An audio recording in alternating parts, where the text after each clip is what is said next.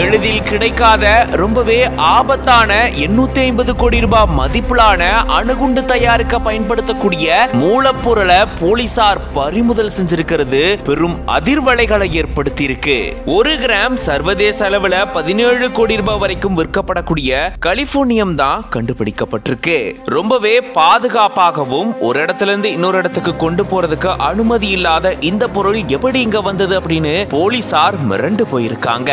பீகார் மாநிலம் கோபால்கஞ்ச் அப்படின்ற பகுதியில தான் கலிபோர்னியம் கண்டுபிடிக்கப்பட்டிருக்கு. இந்த பகுதியை சேர்ந்த 3 நபர்கள் இது தொடர்பா கைது செய்யப்பட்டிருக்காங்க. அணுசக்தி உற்பத்தி, அணுகுண்டு உட்பட இதெல்லாமே தயாரிக்கிறதுக்கு ஒரு முக்கிய பொருளா இருக்கக்கூடிய கதிரியக்க பொருளான கலிபோர்னியம் இங்க இருந்து பறிமுதல் செய்யப்பட்டிருக்கு. கிட்டத்தட்ட 50 கிராம் பறிமுதல் செய்யப்பட்டிருக்கு. வெறும் 50 கிராம் தான் அப்படின்னு நம்ம நினைக்க முடியாது. ஏன்னா இது மிகப்பெரிய பாதிப்பை ஏற்படுத்தக்கூடிய ரொம்ப ஆபத்தான பொருள்னு சொல்லப்படுது. அது மட்டும் இல்லாம 1 கிராம் இது சர்வதேச அளவுல 17 கோடி ரூபாய் வரைக்கும் விற்பனை செய்யப்படுதாம். அந்த வகையில இங்க இருந்து பறிமுதல் செய்யப்பட்ட இதனுடைய மதிப்பு மட்டும் பாத்தீங்கன்னா கிட்டத்தட்ட 850 கோடி ரூபாய் இருக்கும் அப்படின்னு சொல்லப்படுது. இது தொடர்பா முக்கிய குற்றவாளி அப்படின்னு சொல்லி சோட்டாலால் பிரசாத் அப்படின்றவரை போலீசார் கைது செஞ்சிருக்காங்க. அவர் கூடவே சந்தன் குப்தா, சந்தன் ராம் அப்படின்ற இருவரையும் கைது செஞ்சிருக்காங்க. இவங்க கிட்ட போலீசார் தீவிர விசாரணையை மேற்கொண்டுட்டு வராங்க. அணுசக்தி உற்பத்திக்காக பயன்படுத்தக்கூடிய கதிரியக்க பொருள் எப்படி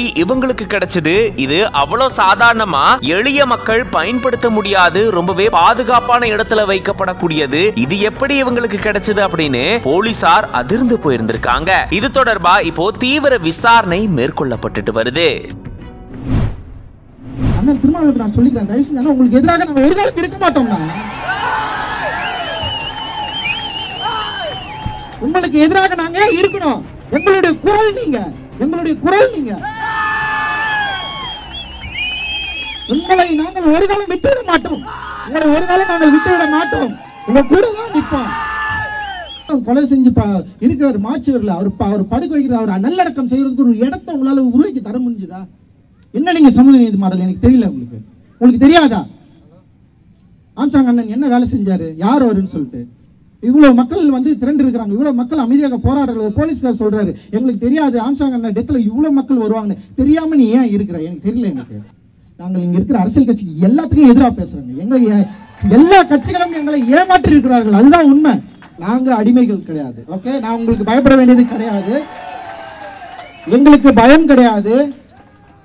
நாங்கள் டாக்டர் பாபாசாஹேப் அம்பேத்கர் பிள்ளைகள். நாங்கள் பயம் இல்லாமல் பேசுவோம், பயம் இல்லாமல் வாதாடுவோம், பயம் இல்லாமல் சேருவோம், பயம் இல்லாமல் இருப்போம். எங்களுக்கு ஒரு காலம் நாங்கள் வன்முறை நோக்கி நாங்கள் நகர மாட்டோம். ஆனால் சட்டத்தின் வழிபடி, ஓட்டின் வழிபடி எங்களுடைய வலிமையை உங்களுக்கு உணர்த்துவோம் அப்படின்றது தான் எங்களுடைய எச்சரிக்கை. ஸோ அதுதான். அதனால திடீர்னு நம்ம ஏதாவது ஒன்று பேசினாலே